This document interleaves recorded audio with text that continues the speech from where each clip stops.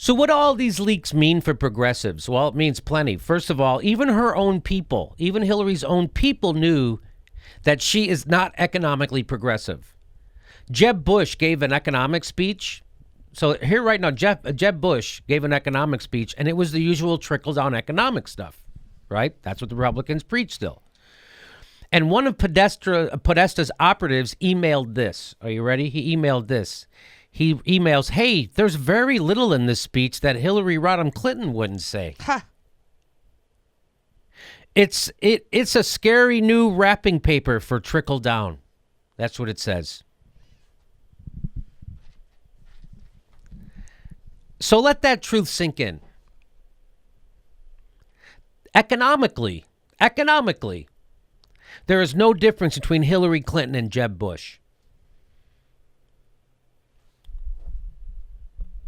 According to her own internal documents, there's very little in a Jeb Bush economic speech that Hillary Clinton wouldn't also say herself. That's her own internal documents. That's not some outsider. That's not Sean Hannity. That's not David Sirota. That's not me. That's not Jill Stein. That's her own internal documents saying that. And her own people know it. But what about the other issues, right? What about stuff Democrats are supposed to be better at? Like in terms of the environment, Hillary brags behind closed doors that she's an international lobbyist for fracking. Oh. The whole idea of how fracking came to be available in the marketplace is because of research done by our government. And I've promoted it in other places around the world. There it is. She's promoted it. She's bragging about it. I promoted it all around the world. That she wants to be the middleman for the oil and gas industry for America and Canada. Here you go. Ready? Here she goes. She goes, I personally would like to see a process bringing together decision makers, experts, in looking at where we could have greater symmetry between our electric grids, our gas and oil.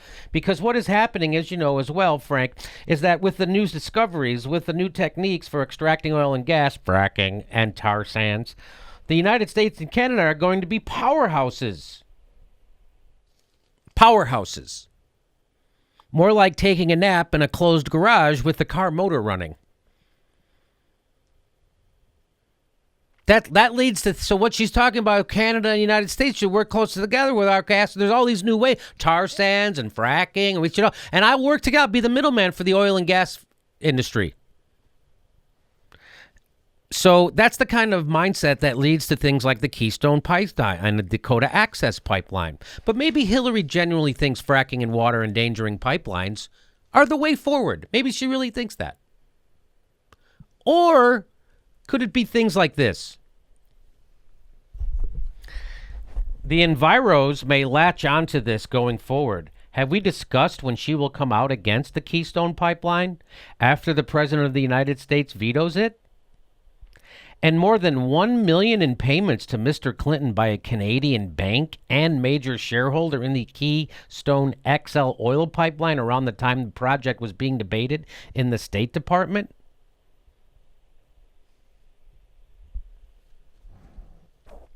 Wow. $1 million. $1 million is pretty persuasive. You know, give me $1 million and I'll advocate that climate change is good because the polar ice caps are overrated. Give me, where do I go? And after the Keystone Pipeline got dumped by Obama, the Clinton camp has to go into damage control. They try to figure out how they can make it look like Hillary had a hand in the decision while not upsetting the big money donors. The building trades are flagging me for that. They hear that the Obama administration will deny Keystone XL on Monday. I just wanted to try to politically get ahead of this and where we are on the issue if this is in fact happens. The trades are also hearing that Hillary Rodham Clinton will put out a statement stating that she encouraged Obama to take this position. Politically, with the building trades, this would be a very dangerous posture. Just curious what your thoughts will be if the situation goes this way on Monday. There it is.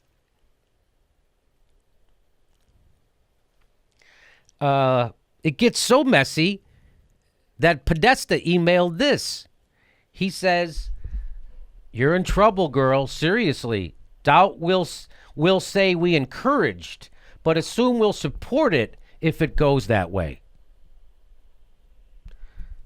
So he's saying that doubt that we'll say we encouraged Barack Obama to go against the XL Keystone Pipeline, but we'll say we supported it. Now, because the Clintons aren't real progressives, they look at real progressives as some form of alien life. They're like the others that must be given lip service but kept at arm's length. And here's a perfect example of that. They're talking about here. He says, this is to John Podesta.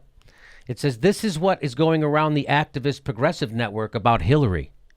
Well, the fact that they talk about the activist progressive network, you're not part of that? You're not part of the progressive network? Why aren't you in tune with the progressive? I thought you were a progressive. That's just so they're talking about the Roberts bill. And they say a solid statement in opposition to the Roberts bill and in favor of consumers' right to know would go a long way to putting an end to this flank of Bernie's support.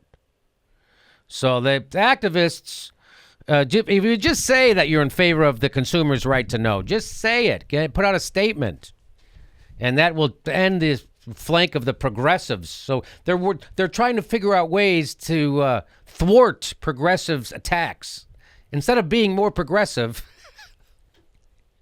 So speaking of Bernie, the emails also show all the attacks that the Hillary campaign were planning on making against Bernie Sanders. They go from gun control to the crime bill to 2 articles he wrote about sexuality. They were even thinking about attacking him on the environment. But because Bernie's record is so clean, even their internal documents show that they admit that their attacks on him are going to be weak sauce. For instance, so is the hit here that while he did sign a letter demanding an environmental review, he didn't do enough else to fight it? That seems like a weak hit. So they're even admitting that they're coming after him on the environment. That's weak. That's weak. That's right. Hillary Clinton, the lobbyist for fracking, was planning on attacking Bernie Sanders on the environment. Finally, they decided to attack him on gun control and spending. The emails also reveal hard truths about our foreign intervention that doesn't really get talked about in any of the debates. Because Hillary's been talking about no-fly zone. We want a no-fly zone, a no-fly zone. And people like Congresswoman Tulsi Gabbard warn that Hillary, when she talks about having a no-fly zone in Syria, is putting in place more regime change policy and calling for boots on the ground. For instance, right here it says, if 14 Turkey wants a no-fly zone in northern Syria to protect refugees and staunch the flow into Turkey. But this can only happen if they and other put boots on the ground. This is their internal documents showing that in order to have a no-fly zone, you got to put boots on the ground. One unifying theme could be Iran, if we take a harder line to their misconduct. So this internal document refers to Turkey, but don't get fooled by the bleeding heart warmongers. It just shows that what every no-fly zone requires, boots on the ground. So let's move on. What about other Bernie Sanders issues like single-payer health care? Well, behind closed doors, the private face Hillary Clinton admits, well, if you look at single-payer systems like Scandinavia, Canada, and elsewhere, they can get costs down because, although their care, according to statistics, overall is as good or better on primary care, in particular, they do impose things like waiting times. It takes longer to get a hip replacement than it might take here. But the public face, Hillary Clinton, scolds Bernie supporters that this will never, ever, ever happen. Because if you look at single-payer systems like Scandinavia, Canada, and elsewhere, they get costs down because although their care, according to statistics, is overall good or better. So their care that they're getting in other countries is as good or better than the care we're getting here. She never says that. Yeah, they get better care or good or better in Canada or in Scandinavia. Yep, they do. We can't have that here. Even though she knows economically and morally that a single-payer healthcare system is better. She knows it. Settle for less. Settle for a health insurance extortion. Settle for price gouging. Remember that Hillary told the banks, I believe in evidence-based decision-making. I want to know what the facts are. I mean, it's like when you guys go into some kind of a deal, are you going to do that development or not? Are you going to do that renovation or not? You look at the numbers. You try to figure out what's going to work and what's not going to work. So if that was true, if you look at the numbers and you see what's going to work and what's not going to work, Hillary would, and if you look at the science or whatever, if you look at the data, evidence-based decision-making, that's what she's saying, then she would be for single-payer health care. And then she would also be for legalizing marijuana. She would be for the $15 minimum wage. She would be for re-regulating Wall Street. And she would be against fracking. But she's not. That's more of the private Hillary. Private public.